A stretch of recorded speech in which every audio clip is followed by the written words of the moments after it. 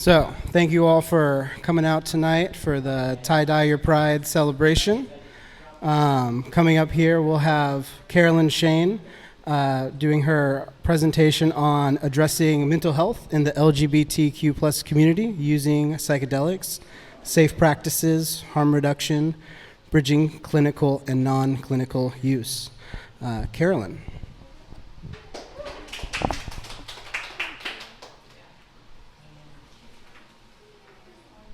Hello. Hi, everybody. Thank you for having me. I'm a little nervous right now. Okay, so today I'm going to be talking about addressing mental health in the LGBTQ plus community using psychedelics. So to briefly introduce myself, I'm Carolyn Shane. I am a certified integrative nutrition health coach, and I got that from the Institute of Integrative Nutrition. I'm a podcast host of the Sacred Health with Carolyn podcast, which is on Apple, Spotify, YouTube, etc. I am passionate about a holistic, metaphysical, and spiritual lifestyle.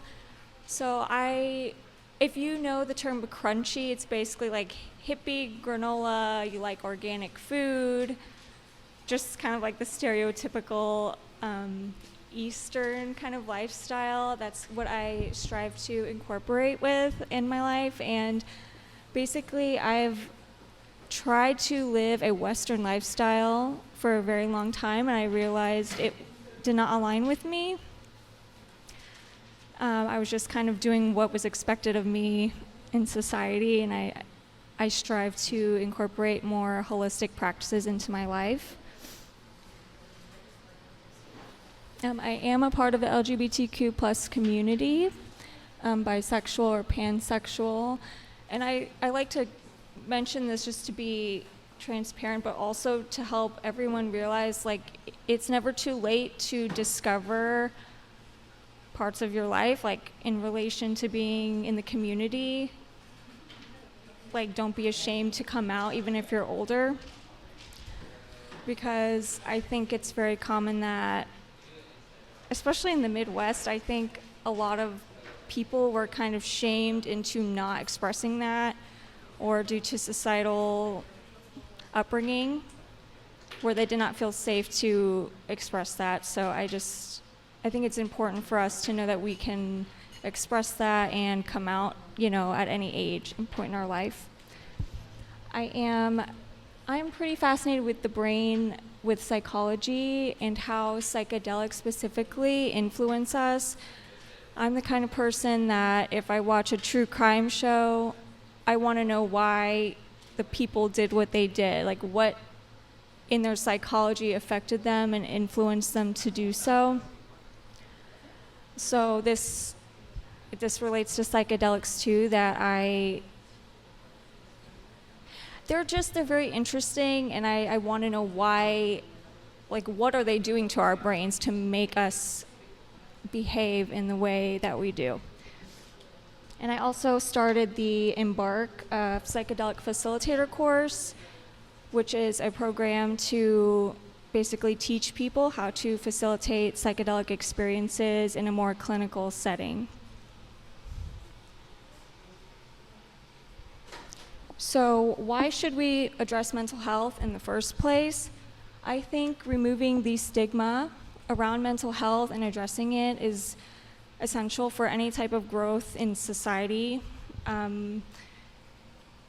Basically, in my opinion, the system or the government or just the powers that be, they want us to be numb, and they want us to be scrolling social media, being checked out, not taking care of ourselves, because how can we as a society positively impact the world or like positively create change if we aren't even taking care of ourselves in the first place?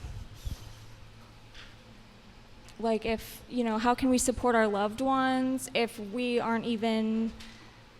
if we're barely scraping by?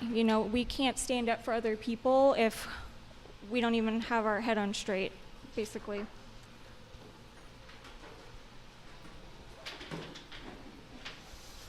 So I believe it's up to us to fight back and empower ourselves to do what we can, basically work on what we can actually control about what's going on around us, which is our body, our mental health, and addressing these things is our way to begin to break cycles of trauma and repeating that trauma to others, our friends, our family, our children, if we have children.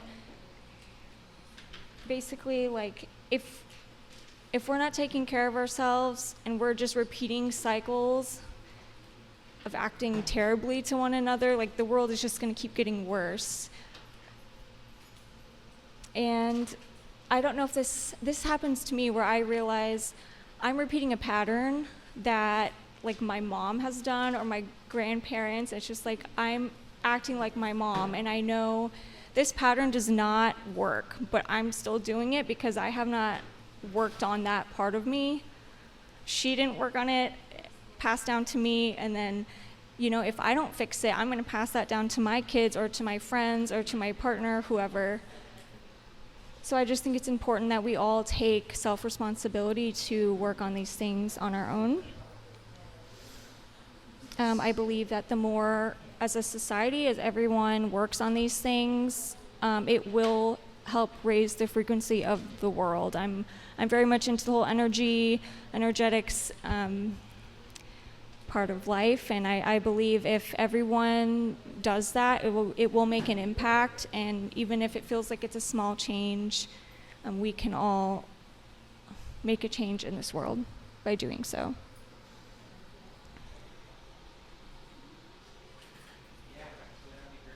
So I want to go over ways to address mental health.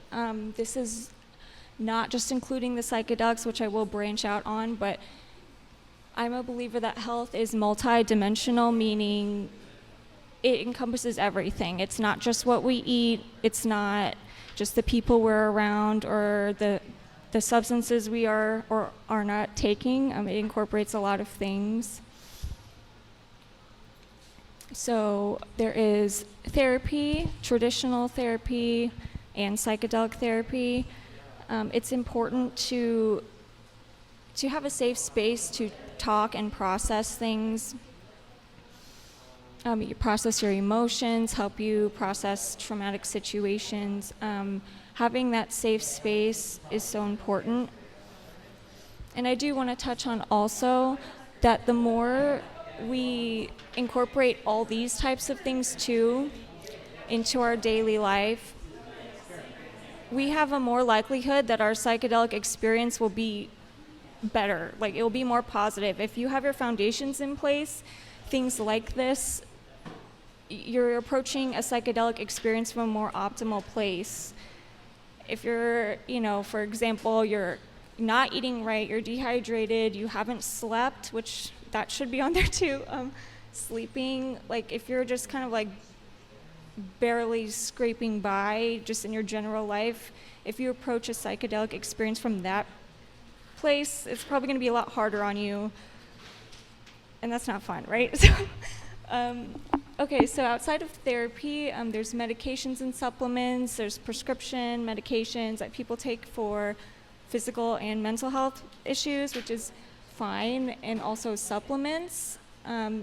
Everyone is different, so what works for one person might not work for somebody else, and it's also important to keep in mind that throughout your life, what works for you will change over time. So to just keep that open mind, don't be so rigid in what will work for you. Sometimes it will change over the course of your life. There's also grounding techniques such as breath work, meditation. These help your body get into a parasympathetic state, which is out of fight or flight, and help you get into a more relaxed state. This helps with not just letting your physical body rest, but also your mental, your brain to rest, where you can make clearer choices. You can kind of think through things in a more rational way. If you're just high stress, fight or flight, you're not going to be thinking through things very clearly, and that could impact your headspace during a psychedelic experience is.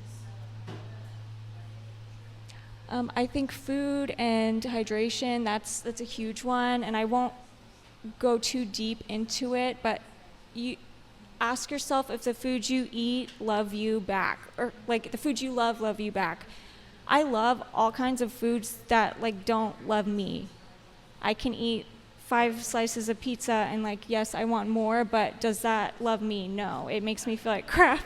So I'm just keeping that in mind. If you're not drinking enough water, your meals are not balanced, if there's not proteins, carbohydrates, and healthy fats, like your body is not functioning optimally at that point. You're going to be depleted, and the psychedelic experience could be a lot more difficult for you. Gut health is also a really important part of that. Moving your body, I believe that our emotions and trauma do get stored in our physical body, so moving your body not just only physically helps you by like keeping your heart rate healthy and keeping your muscles strong, but also to just physically get emotion out and get that stress out of you. And lastly, finding supportive friends or relationships that build you up. If you've ever been around anybody or family that is really draining, you know how much that can just kill your mood. Even if you're just around them, even if you don't talk to them, it's almost like the anticipation of being around people that you don't enjoy really negatively impact your headspace. So on the opposite of that, if you prioritize being around people who build you up and make you feel safe, then your overall headspace will be in a lot better place to handle a psychedelic experience.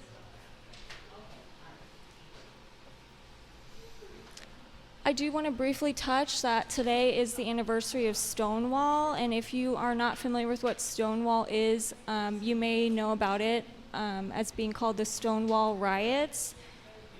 This was in 1969, and basically it was an event that lasted about 6 days. It was a civil disobedience act in New York where basically the cops arrested and beat up a bunch of people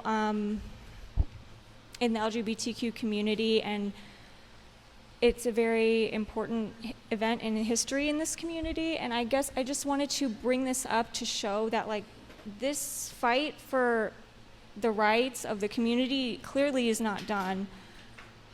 It's getting worse, honestly, like with everything going on in the government, in the country. They are trying to diminish the spark that we have here, and we need to know that like everyone can make an impact in standing up for each other, celebrating each other, holding space for one another,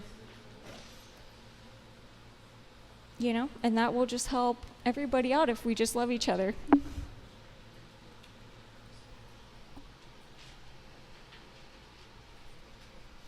So why use psychedelics at all? What is important about them? What is the big deal? So let's start with the word neuroplasticity and what this means. So the word neuroplasticity is the ability of the brain to form and reorganize synaptic connections, especially in response to learning, experience, or following injury. So this is how plastic or how moldable our brains are to make new thoughts, to think in new ways, to learn new things. Psychedelics put a fast track on rewiring neural pathways. So when you're on psychedelics, parts of your brain connect that don't typically connect in your day-to-day life. So if something I've heard with psychedelics is like, oh, I can see sounds, I can taste colors, like things that don't really make sense to someone in a sober state. On psychedelics, that it makes sense because that's what is happening. And because they're affecting our brain in that way, it gives our brains greater opportunity to form new connections and at a faster pace.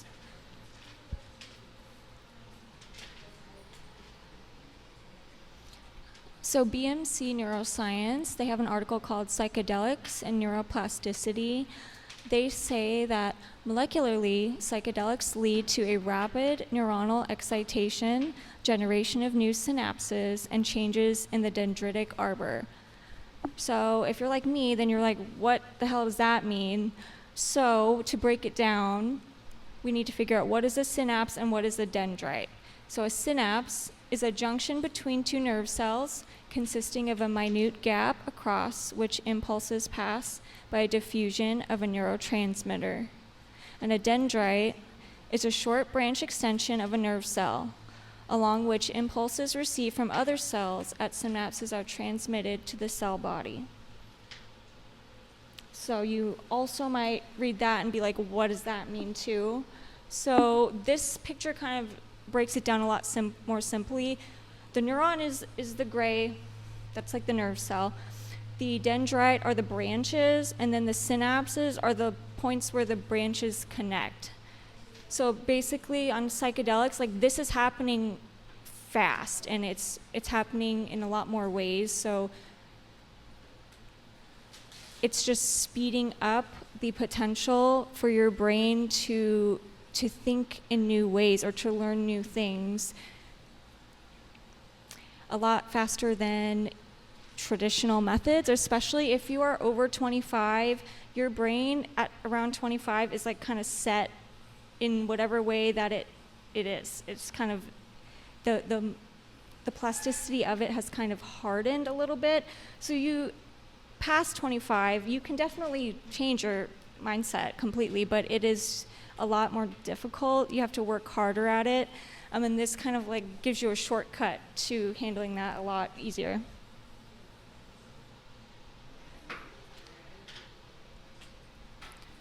So psychedelics versus traditional methods. Psychedelic therapy, the approach is that it aims to produce lasting, transformative effects in a single or few sessions rather than ongoing treatment.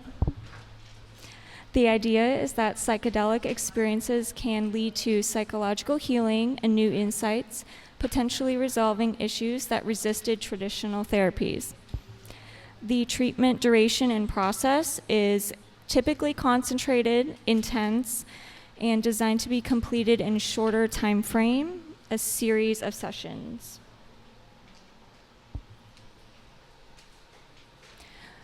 So that as compared to traditional psychiatry. So traditional psychiatry approach is more a symptom management model.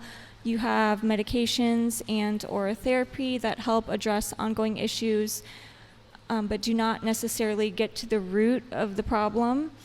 It's more so for helping you manage and live a more functional life, ongoing. And then the treatment duration, treatment can span months or years, potentially the rest of your life. Medication dosages change over time, and you regularly meet with a psychiatrist, therapist, etc. for management.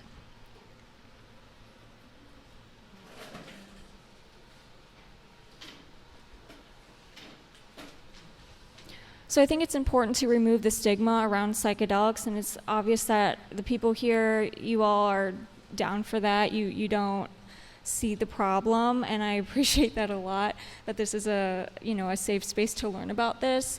There are negative connotations with psychedelic use that negatively impact how people view psychedelic use. Like if you've never heard of it before, you're gonna probably think at something like this, right? The people who use them are partiers, you're out of control, you wanna just be like fucked up all the time, you just wanna have fun or party.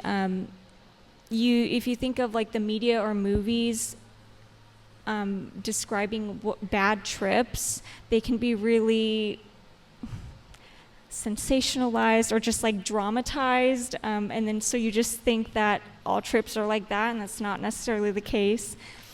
And definitely the media, the government, and the war on drugs, that whole movement completely derailed all progress that we had around psychedelic expansion in the 60s and 70s.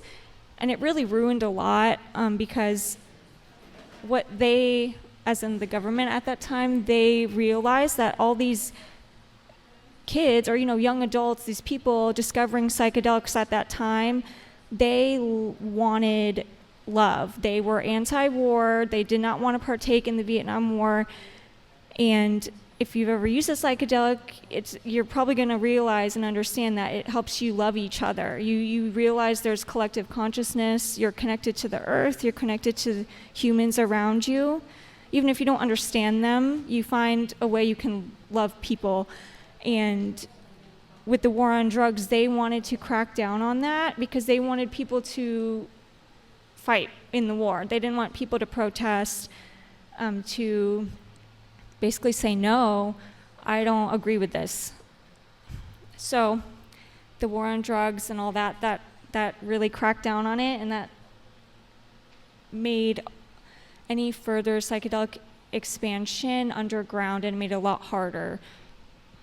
And I am thankful that now it's a lot more in the scientific community, in the medical community, the medical community, it's a lot more welcomed again. So psychedelics can help facilitate inner growth, wisdom, collective consciousness, and healing. Plant medicine and psychedelics can be used in a therapeutic setting, whether clinical or non-clinical. And I believe that you can empower yourself by learning from clinical use practices and integrating them into non-clinical use.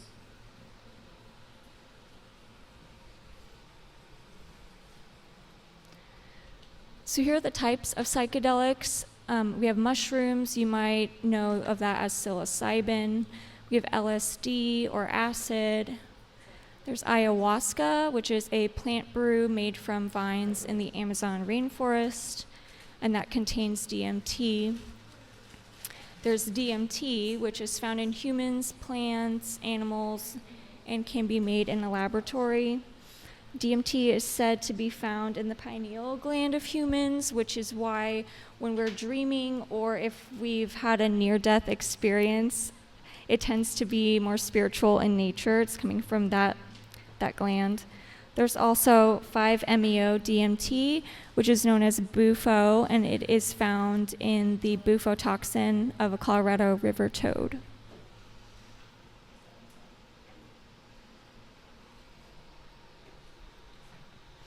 There is mescaline, which is found in peyote cactus and San Pedro cactus. And then we also have more non-traditional psychedelics, MDMA, known as Molly or ecstasy, and then ketamine, which it was originally used as an anesthetic, but now it is used clinically for depression and anxiety, etc., via infusion or orally.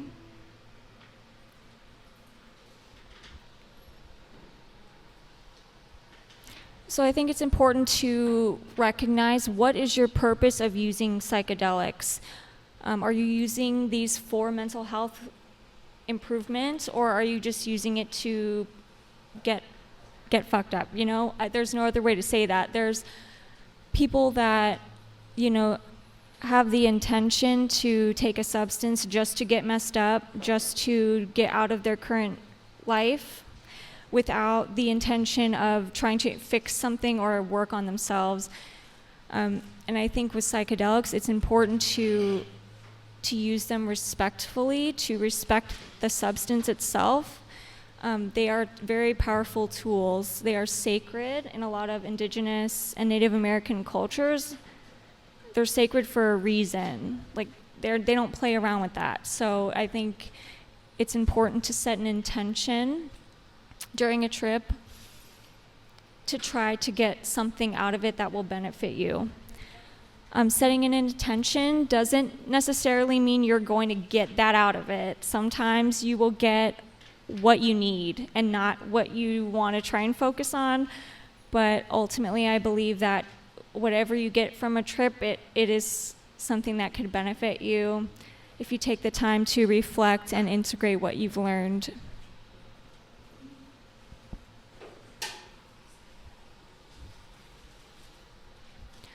So moving on to safe psychedelic practices, it's important to assess yourself and see, are you even ready for this? Is this something that will actually work for you with where you're at currently? So some questions to ask yourself prior to a psychedelic experience. Am I in a place where I'm mentally, physically, and emotionally ready to partake in them safely? Do I have any underlying psychological conditions, and what are they? Do I have a plan in place to receive support before, during, and after this experience? Do I have a clean source to get these items? And do I have harm reduction plans in place to ensure the safest experience?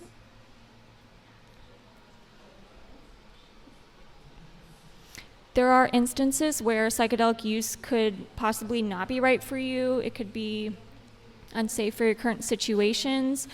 So if you have thoughts of harm or severe mental instability, basically, if you're in an altered state, you might feel threatened by things that aren't normally threats. You might have a harder grasp to understand, like, what are consequences for what I do. You know, if you're in an altered state, you might not really you're not going to think the same way you normally would think in a sober headspace. So if you are feeling those types of things, maybe just it might not be the best time for that.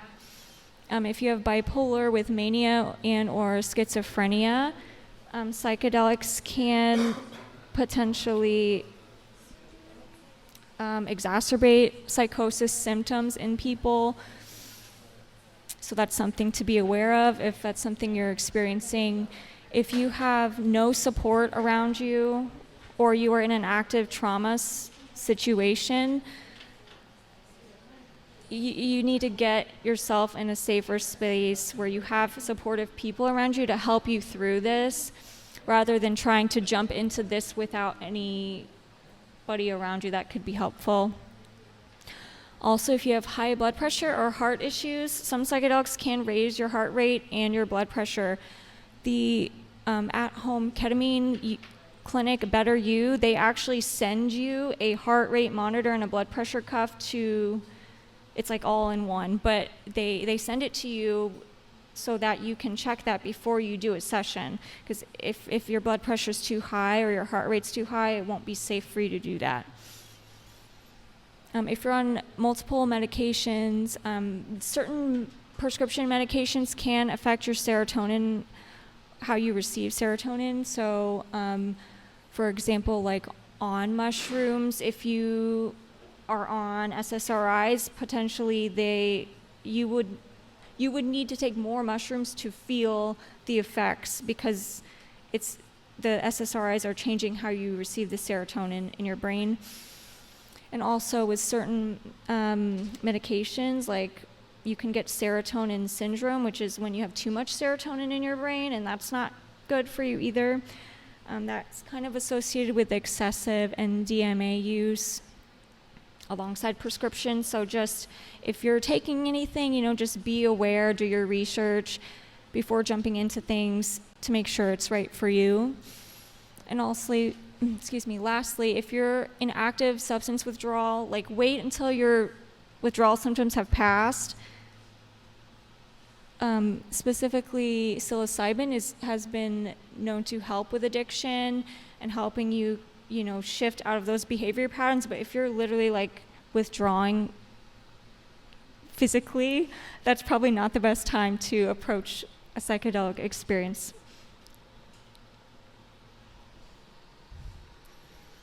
All right, so we have set and setting. This is one of the most well-known phrases, I think, in the psychedelic community. So the set is your mindset, your psychological state before, during, and after a psychedelic experience. And your setting is your physical surroundings before, during, and after an experience. So you should set yourself up for success. So you have some questions to ask yourself before an experience in regards to set and setting. Do you feel safe in this space? Are you alone, or do you have others with you? Have you been going through high stress or trauma? Are the people around you physically and emotionally available to hold space for you during this experience? Do you have ample time before and after to set the mood, regulate yourself, and come down afterwards. Those are all very important things to ask.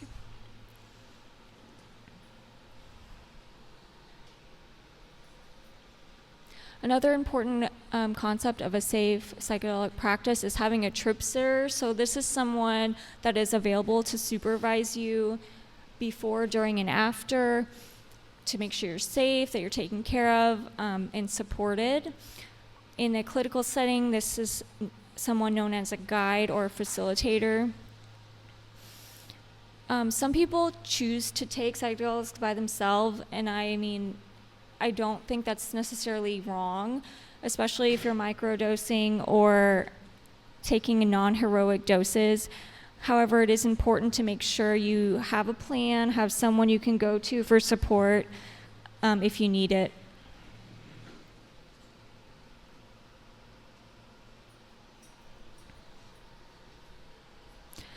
So in a clinical setting, a trip sitter, this person may be writing things down, asking questions, listening to you, and kind of just gathering all your insights that you're getting, such as with MDMA-assisted therapy. It's, I think, a lot more talkative in that way. As you talk through certain events, the trip sitter could also just be sitting with you, not really talking, but just being there just in case you're needed.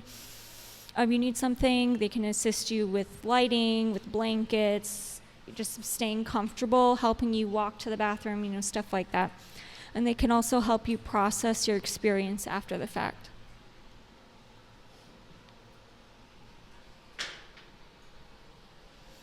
So the Fireside Project is a nonprofit organization with a confidential hotline, so you can call them and speak to a trained volunteer to help you during or after a psychedelic experience. Like if you don't have anybody with you and you don't know what to do, or if you are trip sitting and you don't know how to handle what's happening, it's kind of like out of your comfort range, you can call the Fireside Project and have somebody help talk you through it.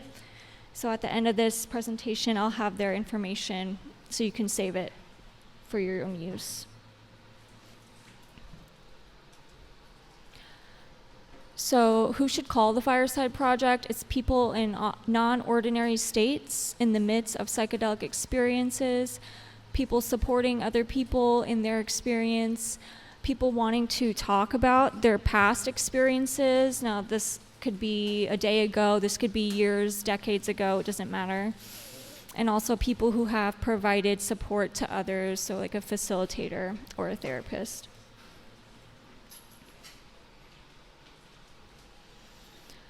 In regards to clinical use practices, so clinical use of psychedelics is not available to everyone, clearly, because this is due to state and local laws, finances, your health criteria. Some clinics that are available, they want specific people to be their patients, so you might not fit that category, but you still might want to do something like this. So I think it's important to learn clinical use practices so we can incorporate that into our home or in non-clinical settings. So generally in clinical practices, it's going to look kind of like this. So you'll have like an eye mask, earbuds with specific music on, or like certain frequency sounds, ambient music too. You're in a safe, comfortable room. It's really chill, like candlelight, salt lamps. It's a very calming environment. And you could be laying on a couch or sitting on a bed, etc. Or you could be talking specific things out. Other ways people use these, obviously, is going out in nature or going to public events. On a personal note, like I think the traditional clinical way is a beautiful way to experience a psychedelic therapy, in a therapeutic way, because you are present in your experience. That your eyes are blocked off, your ears are covered up, you have music on, and you're just in the moment. You're not worrying about everybody else around you. Even like sometimes I would forget that my trip sitter is like there because I'm so immersed in what I'm experiencing, and I think that's really important because then I feel like you can get the most out of it that way. Like, I couldn't imagine taking something and like being at a concert or something. I feel like that would just be so overstimulating. And I know people love that and that, do what works for you. But I think if you're trying to intentionally work on a mental health aspect, it's probably going to be a little bit more easier to focus and then self-reflect if you kind of do it in a way like where you're not distracted by all the other things happening around you.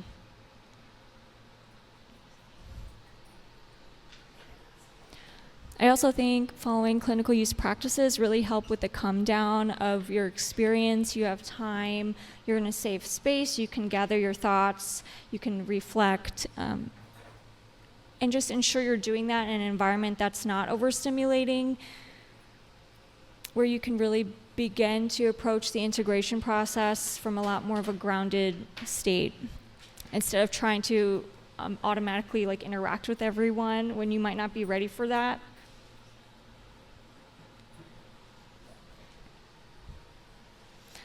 It's important for clinical use practice. Obviously, like in a clinical trial or something, they are measuring everything. It's a very specific.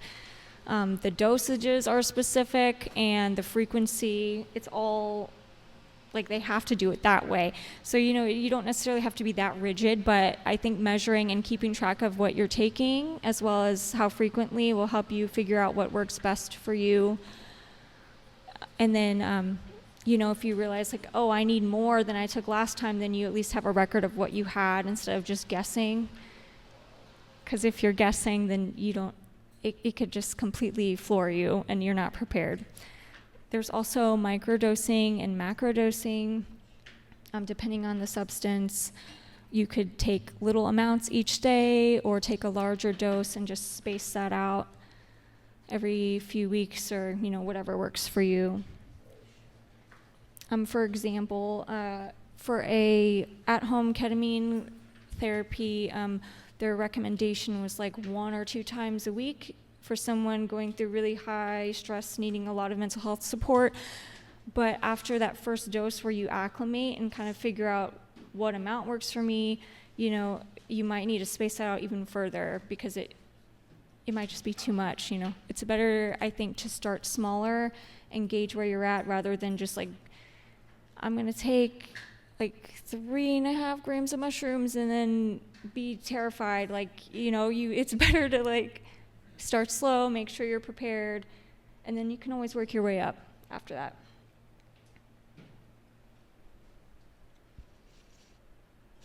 Getting into harm reduction, it's so important to test. Get test kits, especially now fentanyl is everywhere. It's really scary just how bad that is getting here. And there's other stuff. I don't even know what other additives there are that could be just as bad or worse than that, because everybody's changing compounds all the time, So it's very important to test your substances so you're taking what you think you are taking and that there's nothing else added into them. There's Narcan, which is also called naloxone. That is like a nasal spray that helps reverse the effects of an overdose, and that can be picked up in your community for free. And I have resources at the end where you'll be able to figure out where you can get that. And lastly, knowing the signs of an overdose. This is, nobody wants to think about this, but it's so important to know, so that way when you are out and about, or if you have people with you when you're about to do an experience, that you both know these things, so that way you can each help each other out. Or if, like I said, you're out at a festival or just anywhere and you see someone like this, that you need to get them help. So loss of consciousness or difficulty remaining conscious, pinpoint pupils, you're non-responsive to noises, or like, if someone's trying to shake you, wake up, and the person's just like not waking up. Slow, labored, or irregular breathing. Respiratory arrest, which is when you just completely stop breathing. Choking, gurgling, or snoring sounds. Blue and purple lips or fingertips, and clammy skin.